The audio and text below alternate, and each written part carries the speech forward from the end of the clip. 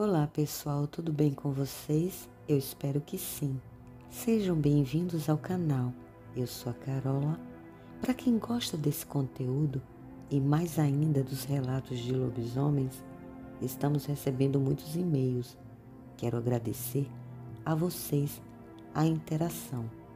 Deixem seu like e se inscrevam. O relato sobrenatural da Rebeca acarretou em muitas sequelas para ela. E isso mudou sua forma tanto de agir quanto sua forma de pensar. E foi tão terrível que a deixou transtornada. As experiências sobrenaturais podem ter consequências devastadoras. Bora conferir? Então vamos à história sobrenatural da Rebeca. Pessoal, os nomes já foram trocados e a localização foi mantida em sigilo por ela. E só diz que isso aconteceu no interior do estado de São Paulo.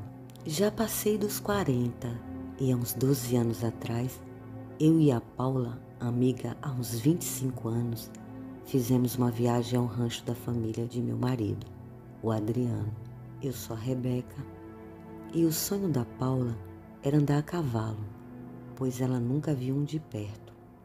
A Paula deixou o Brasil há uns 15 anos e mora em Boca Raton, Estados Unidos.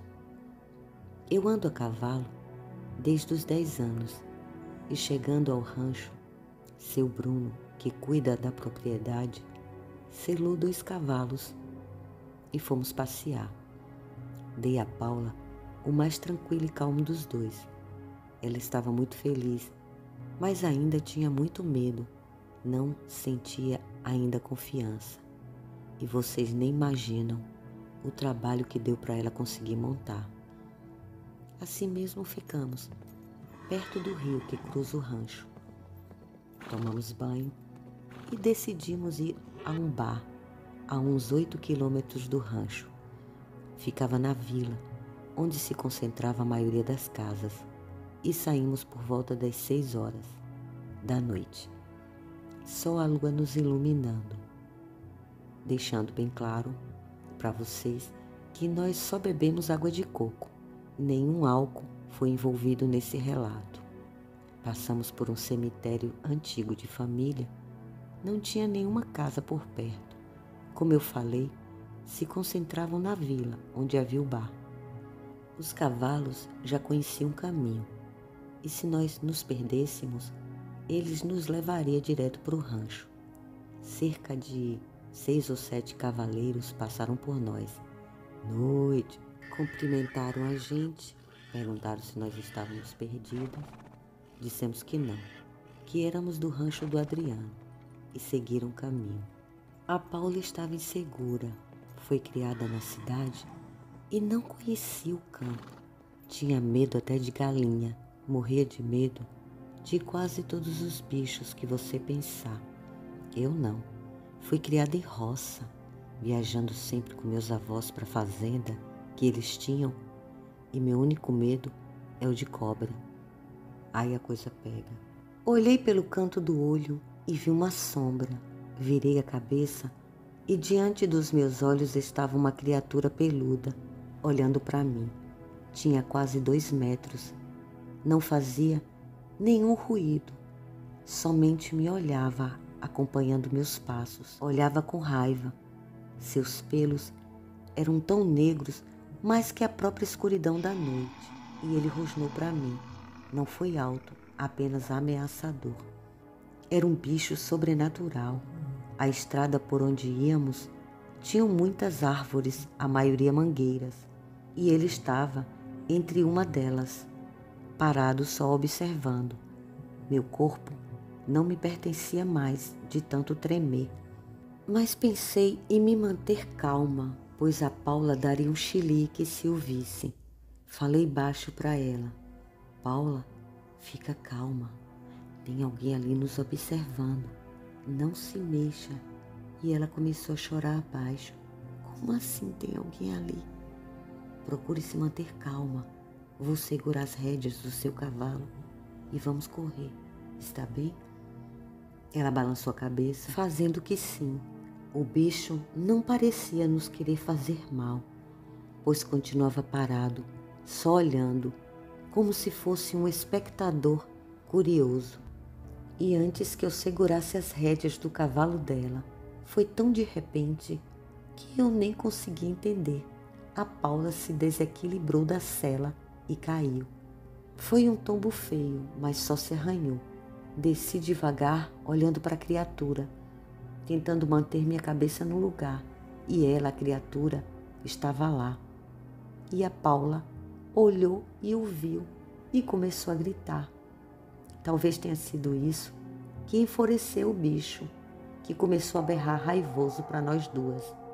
E eu puxei a Paula na direção de umas árvores, do outro lado da estrada. A empurrava para cima para que ela subisse.